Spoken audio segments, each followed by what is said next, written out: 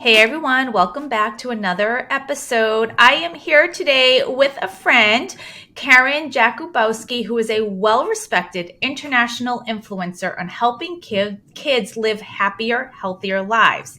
She has touched the lives of thousands of families in multiple states with her ability to connect and help kids experience success from challenging behaviors. She has a doctorate in educational leadership and nearly 20 years of experience in education as a teacher, assistant principal, and is highly regarded as an educational game changer.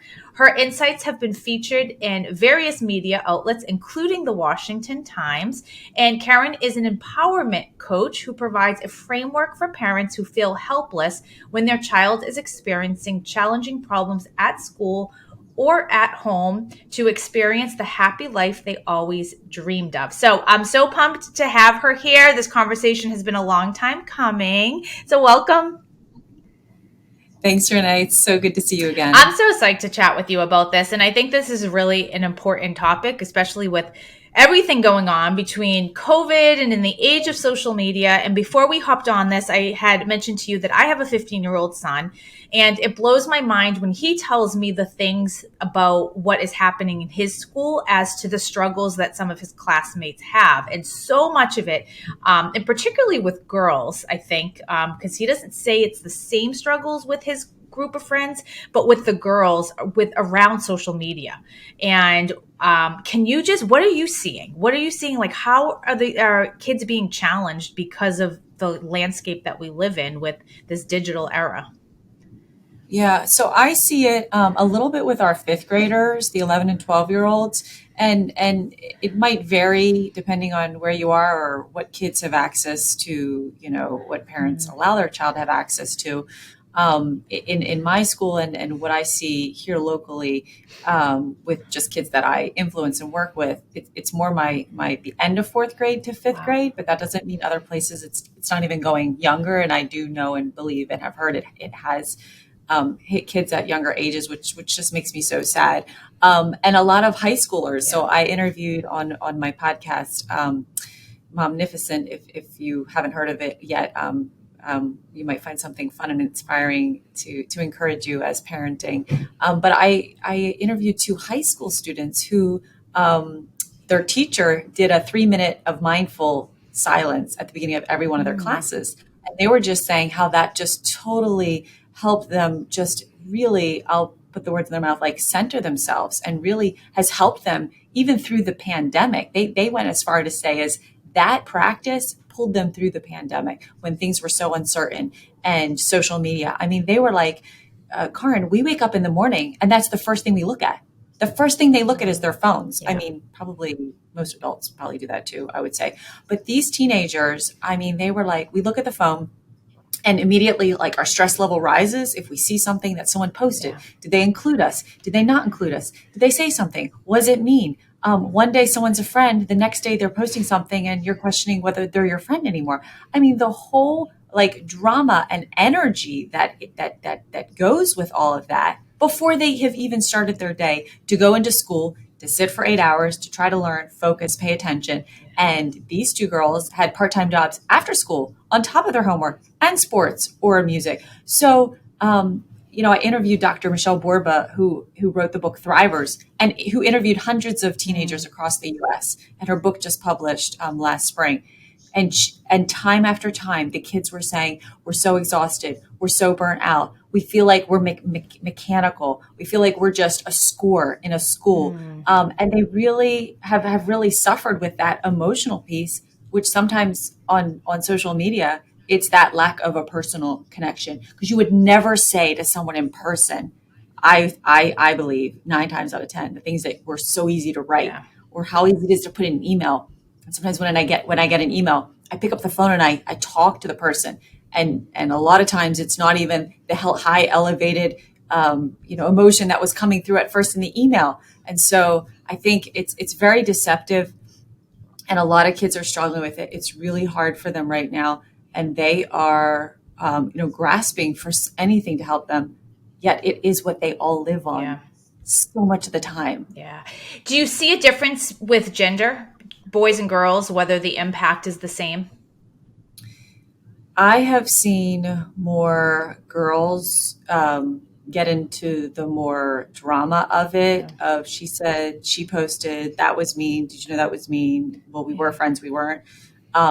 Then I've seen from the boys, but then again, I'm only just speaking to the circle and sphere Yeah. that I work in. Um, and girls, we tend to be a little bit more emotional than Yeah. guys. Sometimes they just box it up, compartmentalize it, and just go on with their day, where Yeah. where us, it's like, oh my gosh, it just takes over our entire world. And I know, if you can get to the place where you can work with your daughter and their Mhm. friend in a situation that maybe wasn't so great. What I have done with those girls, where it's been really stressful for the parents, like the best friends are now like the enemies and Yeah. not talking to each other, and the parents are like, what, they just played a week ago and they were fine. Like parents just don't get it, and Yeah. they're taking the stress of it. They're throwing their hands up in the air, they Yeah. don't know what to do. And what I have found to work, that anyone listening to this call might be able to take this away and try it with your child or your friend's child or anybody whose child is dealing with this, is if you can talk to the one child and just say, tell me what happened. Like, how did that make you feel? And was there something the other person did or didn't say that made you feel a certain way? And I actually ask that, if you have that opportunity, to the other child. Yeah. Because what I've experienced, where there's been a lot of drama in person or on social media, especially with my fourth and fifth graders, is they have a lot of perceptions that they've created. Mm. And sometimes when someone does or says something, they take it one way, and it may or may not be the way that Yeah. other child meant it.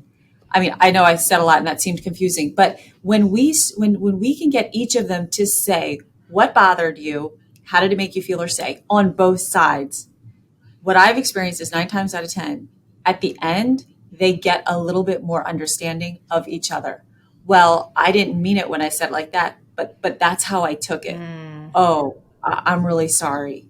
Okay, well, yeah, if we, can we get past that? Like, now that you know and understand what you did or said made them feel a certain way, that's what helps, I feel, them like gain an understanding of each Yeah. other. That's just that perspective Yeah. taking too. Because we just go in right with what we think or say, or we assume that you did or didn't say something meant this, and now I'm hurt. Okay, so like let's talk about it. And I really talk it through with these kids, back and forth, and we share, and I create a very comfortable environment where I'm like, okay, like, how did that really make you feel? Oh, did you know that made them feel that way? And when you kind of use that tone of voice and walk kids through this, they're able to really let down their guard and let down their emotion and let down their anger. And we've gotten them to get to that point to really calmly talk it through and be like, okay, like, what do you really want here? Okay, you want this, and you kind of really want that. Okay, why don't we just give ourselves a break and see if we can't walk through this. Now that we've had this discussion, let's see if we can, in the next time or moments or days, kind of work together, because you usually both want to be needed. You all both want to be accepted. You both want to have a Yeah. place. You both want to feel valued. That's the human nature inside all of us. Right. And I feel like that conversation can help kids get to that point. And I've seen it do like wonders. So that might be a tip that someone can listen Does to and try. that work for the older kids too? Because I feel like when you're in high school, there's this whole world happening where parents aren't necessarily paying attention to the conversations that are happening in social media. Like, my son doesn't know this. He'll never listen to this, so he won't know. But like, I totally stalk all of his friends. Like, I'm constantly looking at, okay, who are his friends? What are the comments? And it's so surprising to me to see the dialogue that happens in some of these conversations. And usually it's not like his. I'm like following and like looking at that trail. But part of me thinks that there aren't parents doing that or facilitating what you're explaining right there, and so much goes unsaid. Well, from my experience, parents don't even know how to do this. Yeah. And this is a process that I learned like 12 years ago. And I've used it most times when kids are sent to the office when I was an assistant principal. And I just have used it in those situations to now transfer it to any problem that arises, or, a scuffle between two kids, which is why in a course that I'm teaching live right now to parents in the evenings, I have a 6-week course going. It's teaching parents this, because I believe it's these strategies and skills that as a parent, it could empower you Yeah. to kind of problem solve with a child. Right. And I think that and kids don't know how to do this. And my son, we were just driving to school this morning, and he said that the girls, which I think is really sad, there was a core group of girls that they're always talking about each other. And so they're friends, and yet there's this, and in his wise words as a 15-year-old, he's like, they don't communicate with each other. They just talk about each other behind each other's back. And that kind of breaks my heart, because I think back to like the friendships that I have from high school, and we didn't have social media. We didn't have what these kids are dealing with, and it seems like that's the mechanism that they're using to form relationships with each other. It's like, what are they doing behind the screen? So what does a parent do to help them through the really difficult years of any age, really, but high school in particular, where maybe the parents' hands aren't in it as much? Mm-hmm. Well, parents are moving at 110 miles per hour, Yeah. juggling their family, their finances, their home, their health, their mental well-being, their kids. And I can only imagine that at the heart of each parent of an adolescent, they want to do and be Yeah. that involved and help their child. And I know that they're doing the best that they can.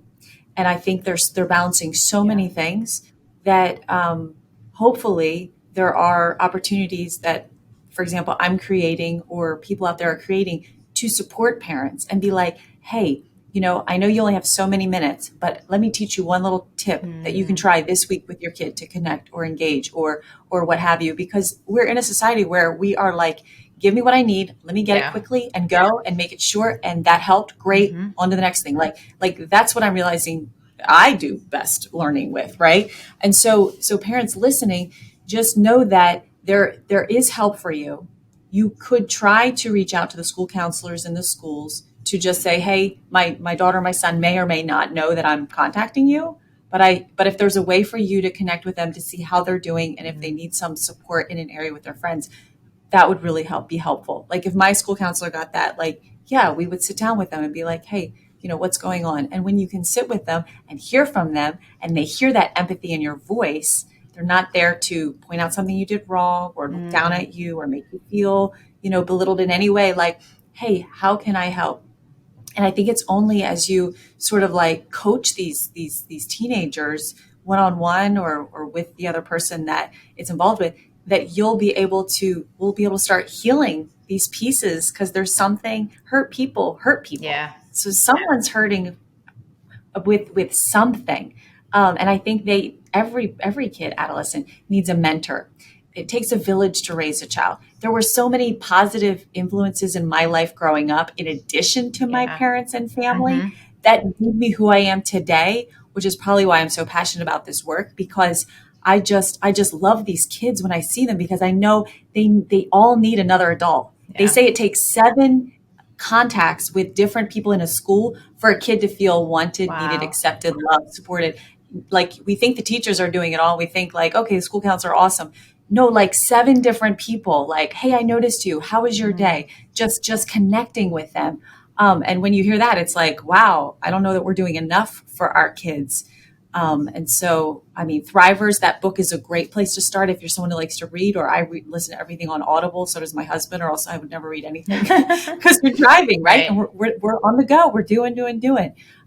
So maybe that's something that can help. Are there any red flags that parents should be looking for when they're observing their children? Any signs of, something that they should be aware that their child is struggling? What we see is when they're kind of acting in behaviors that aren't like them. Like, you kind of got a great kid, and like, wow, that was mean what you just said. Like, where did that come from? Yeah. So notice if there's a different behavior coming out that is kind of not their MO. to then just raise that mental flag in your mind. And I like this. Somebody said once, like, how to get your kid to tell you something about what they're really thinking. Mm. Because then you have the parents who are like, my kid doesn't talk to me. How Yeah. do I get my teenager to Yeah. talk to me? God, that's a huge issue. I was just helping a mom last week with.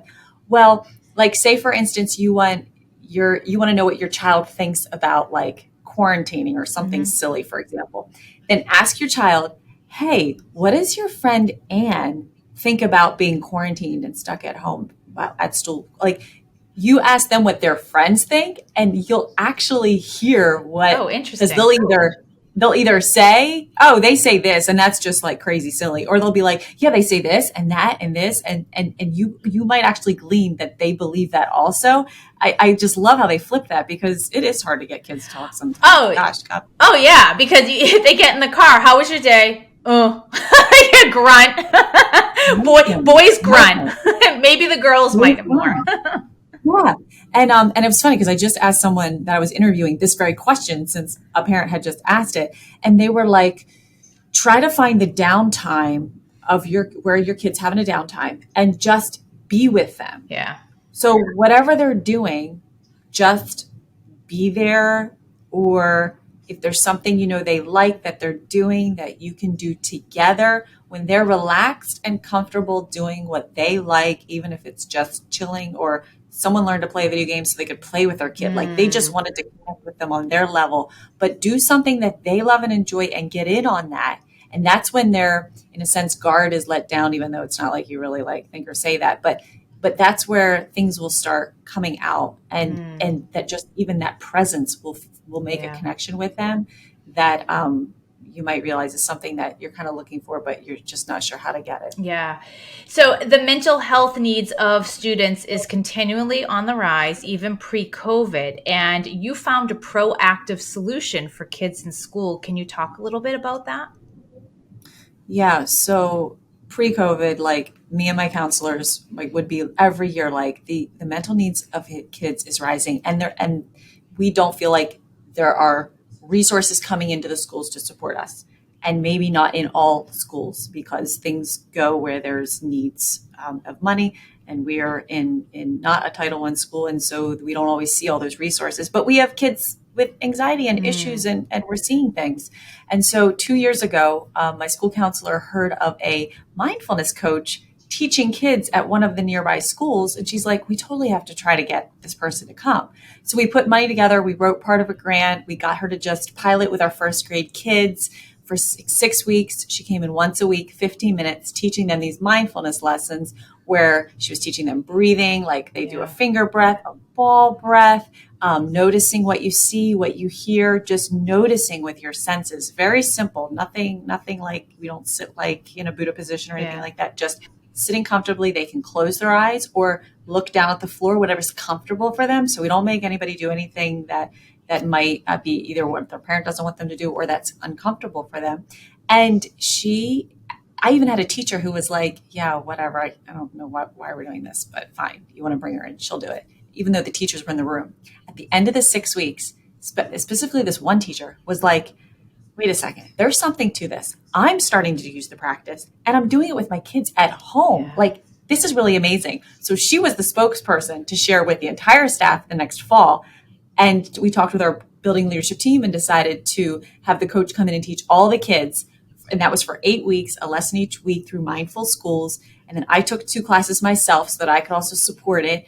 And then the data was collected from grades 2 through 5, where they self-reported some 40% said it helped them sleep better at night. I was like, if I get one kid to sleep better, Yeah. I'm happy. What do I need to do? This excited me. And then 80% thought this should be taught to other kids. They were teaching it to their siblings at home. Wow. They said it helped them feel more calm, helped them taking a test. Renee, all of a sudden I was like, I've been waiting for someone to do something, and this happened organically. And this is the proactive intervention that our kids need. I wished I had it as a kid. Yeah. Oh my goodness. I even found myself having a stressful conversation with one of the staff members one day, walked back into the office, sat down, and started doing my breaths on my finger. My secretary walked in. She's like, oh, and I'm like, I just need to like get myself back to a place of not craziness in my brain because they were stressed out and I took the weight of it and I just, anything. It's crazy because we don't teach our kids that. It's almost like every school should have that in the curriculum. Like, how much more useful is that than geometry? you know? Yes. Well, and these are I mean, and that was pre-COVID. Yeah. Now, oh my gosh. Oh my gosh. And I use it. Now I'm practicing it on my own. It has been the number one thing to help calm and bring my brain to a place of stillness with the crazy emails, the phone Yeah. calls, like with COVID, we're remote, we're in person, the stress, like parents are trying to handle all this and we get the weight of it too. And we're all trying our best and it is a lot. And this is one of the number one things I found, even though I exercised and thought that was my good stress reliever. Yeah. And then teaching it to these kids, and they get it and they're practicing it and they are so in tune with it. Every time I do it, it is amazing. I'm doing a star party each week. So one kid from each class comes to the cafeteria and I do some breaths and we talk about this little picture book of anxiety, doing breaths and being grateful. And I can't not do this work now because of the benefits I've seen. Oh, that's amazing. I love it. It's part of my life too. And it is the determining factor every single day on what my day ends up looking like. And when I forget to do it and I forget to like ground myself, I end up frazzled. I'm like, oh, I have so much to do. And then it's like you do that practice and it brings you back and you're like, oh, like this is all good. Like I have the privilege of being busy. It's just it's awesome. So you brought up something that I want to touch on is anxiety in kids, because I am hearing that so much, that kids are having anxiety problems. Is this new? Is this something that was just ignored for years? Like, why does it seem like so many kids are talking about having anxiety disorders? So we've been seeing it uh, at large, really. So to us, it hasn't been new, um, but it does. It's sad. Like it really, I'm sad that I see kids like you're a kid. Like when you're older, God, there's so many things you have to do and keep up with, and like life is stressful. But as a kid, like you should be enjoying it. It should be fun. You shouldn't have those cares and worries, Right. right? And as much as I don't know why the anxiety is on the rise like it is, there is one thing that I know, that kids are mirrors of us. And if we're not regulated as the adult in their life, they're picking up and just soaking up everything we are and who we are and how we're responding or reacting or not. So a lot of the times I work with my moms and parents to say, like, when your kid is having a meltdown or a moment, like just let them get it out of their system and don't talk to them in the moment because you're getting emotional too. Take your deep breath and only engage with them when I use the term when they look calm and in control of their body. And they will eventually mirror you. If you can stay Interesting. calm and you might be freaked out going on inside, which is true, and that happens to me, but my outside is calm and they will eventually mirror us. And so that is such a beautiful opportunity and lesson to take away from this, that just you be still, because if you're elevated, they will continue their elevation. And we all know that that just creates something that we all both regret in the end anyway. And so look at all the uncertainty with COVID and Yeah. job stability and financial hardships that are going on. Kids are seeing the adults in their lives, Yeah. going through loss, family members, the stress of being at home, working with your kid and trying to manage your job. And I got to keep my job, but I got to keep my kid like engaged in their remote learning, if that's what it was or still is. And so they're picking up on Yeah. all of that. And so a big thing I do in my coaching with moms is we just stop and take care of you Yeah. and take time to talk about what is self-care for you. Because if you're not taking care of yourself, you're not going to be the best for your kids, which is what you want to be in that moment. Yeah. And it's hard. It is so hard. I got people saying, I don't have time for that. We know it's right, but Yeah. it is so hard to schedule that. As important as that conference call is, I want you to consider giving yourself self-care of something you do quick or in 20 minutes or a day of it, as importantly scheduled into your day. And then let's talk about it in a week. And I hold them accountable. And it helps me and it helps them. What about and I have friends who will say this. It will be like, hey, let's plan a weekend to go away. And they'll be like, oh, our kids have soccer. We're too busy and we have to go to every single game that they have. Or in their guilt, mom guilt brain, their kids are Yeah. going to be damaged if they don't show up for everything. Like, what do you say to that? It's that guilt wheel that we as moms do so Yeah. well. And I just go back to, if that's a time that you're going to carve out and you're going to commit to your own self-care, to take care of yourself, to have fun, just like you would plan the sleepover for your kids to Right. have fun. Hey guys, we plan some fun stuff, cool stuff for you, and mom's got something planned for too. I would love to be at your game. I want to be at, like, just tell them I want to be at every one of your games. I kind of feel bad when I'm not, but I'm going to take time for this. And if you're open with them about it, I don't think they're going to hold it against Yeah. you, right? Because kids are kind of smarter than we Yeah. sometimes give them credit for. If they see you taking care of themselves, they're watching that value, Yeah. and it will in turn influence what they do. And we want to create our kids to be a next generation who do take care of ourselves, Yes. because it is so critical and important, and we're not doing it enough. So mom, take a risk, be open with your Yeah. kids, do that for yourself, and know that as you're doing it, you're teaching your kid and your family that this is what we value, and they will hopefully be that open with their friends or their spouse or significant others when they have them one day, to notice, like, that is important. Yeah. Yeah, that's a great opportunity, even though it's so hard. It's easy to say, it's so hard. But find someone else who supports you to help you through it, hold you accountable to it, telling them how hard that Yeah. is for you, and do it together with someone who will help you, and that always helps you feel And I better. think when you're divorced, I think you have a added level of the guilt factor, because you feel like, if I have to go to everything because I'm already missing time with my child, so now I have to show up for that thing. And I think it's really, really hard to let go of that. It's okay to not do something. It's okay to allow the other parent to be the one responsible for it. And I see it all of the time with especially moms, dads too, but particularly I hear over and over and over again from other women who say that, like, I can't miss that thing because I've already am missing out time with my child. So I think it's such important work. So another question for you. You talk about connection before correction. What does that mean?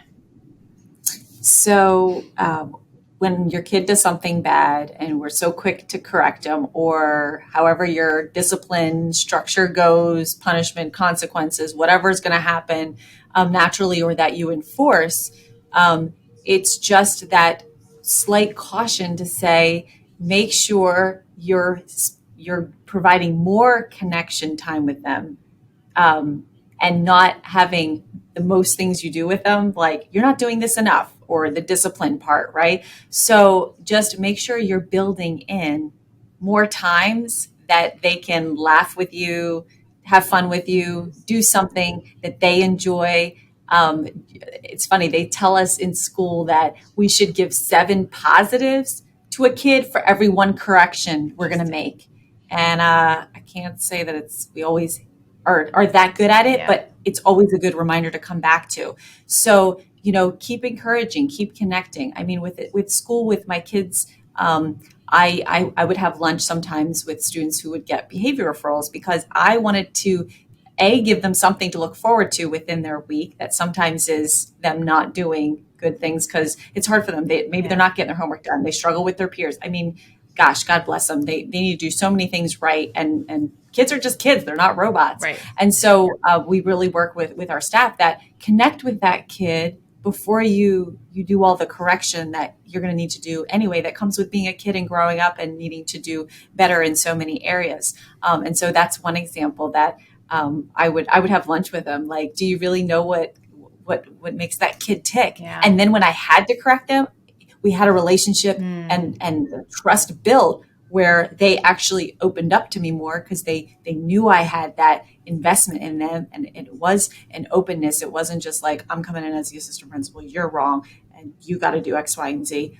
I really believe kids intrinsically feel bad when they do something bad, Yeah. even if they don't show it to me. And sometimes we want them to look remorseful or feel it. And I don't treat kids that way because I was that way as a kid. I was bad and I felt bad. And I never want a kid to feel that way. And Yeah. so I will, yeah, your consequence is here, but I'm not going to make you feel bad or talk down to you or yell at you or make you feel belittled in any way. Mm. And that's a positive discipline approach that I take, that I've seen be very, very beneficial for kids. And the parents really appreciate that. You spoke about a program. I think it's a small group coaching program that you have. Can you share a little bit of information about that? Yeah, so for right now, I'm doing a 6-week course with parents to walk them through this process that I've been kind of touching on. How do you say what you say? What do you say? When do you say it? How to use empathy. When kids are struggling and having challenging behaviors, it's one of two things. It's either a skill they need to be taught, they just haven't mastered yet, and so they're just showing up the only way they know how, and usually it's probably causing a problem, or it's just a problem that needs to be solved, and our kids aren't used to problem solving. Like when I ask a kid, like, I heard you kicked the kid on the playground, like, what's up with that? They're just like, huh? Like nobody asks them these things. We just give you the punishment and the Right. discipline. And then when you talk about like, well, what do you think we could do to make that better? They just stare at you because they're just used to being told what to do Mm. and not on their own think, well, how do you want to make this better? Mm. And so this whole process that I teach parents within my membership is, mom and dad, I think you could learn these practices and have success with your kids and maybe not feel at a loss when your kid is struggling and you kind of put your hands up and you're like, shoot, I don't know how to help my kid. Like I want to help them, but I don't know the first thing to say or do. And anything I do isn't working, which is what I bumped up against until I learned this process. Is your course geared for a certain age group, or is it across the board for anyone who's a parent? So I have the most experience in the 5 to 12-year-old kind of category, but I've given this advice to parents with high schoolers, and so I know that people use it and do the work with, I'll say all the way up to through high school. How do listeners out there who are tuning into this conversation and saying, I need more of this, I need more info, where do we find you? How do they connect with you? And how do they get more information on the course that you offer? So I'm on Facebook, Twitter, Instagram, Karin Jakubowski. My website is educationalimpactacademy.com, and I know you'll put that in the Yep, description yep. notes for you. So click that link.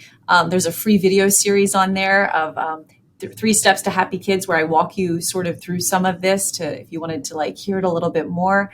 You can follow me on my Momnificent podcast, and I'd love to hear your feedback, questions, and thoughts. And my whole heart is just to help empower parents and feel like they have like real tools to help their kids when they're struggling in those most difficult moments. And happy kids, I believe, really are possible. And I've seen kids who have misbehaved and get that bad kid rap. And we've changed the trajectory of who they should be. I don't think it should define who they are today because of the mistakes and things they made as a kid. And sometimes kids get stuck in that loop. And I'm here to help parents and educators break that loop. And let's free our kids, learn from the mistake, grow, problem solve, and become citizens that, you're going to be proud of, that your kid one day is on that stage saying, gosh, I really struggled with this, and my mom helped me through it. Like, that's so powerful. And it can be that way for parents. So I'm just really excited about that. And if I can help in any way, I'd love to help you. So reach out. Karin, you are a joy. Your work that you do is so valuable, and you have so much passion for it. It is so clear in just this interview and how you talk about this work. So I'm so grateful for you, and I know that there are others out there who absolutely need you and need the help. I mean, we all need help in some way or the other, and parenting is usually a big one, and we never ask for help. So you're revolutionary in what you're offering parents. So please, everyone, reach out and connect if this resonates with you. Thank you so much. Thank you, Renee.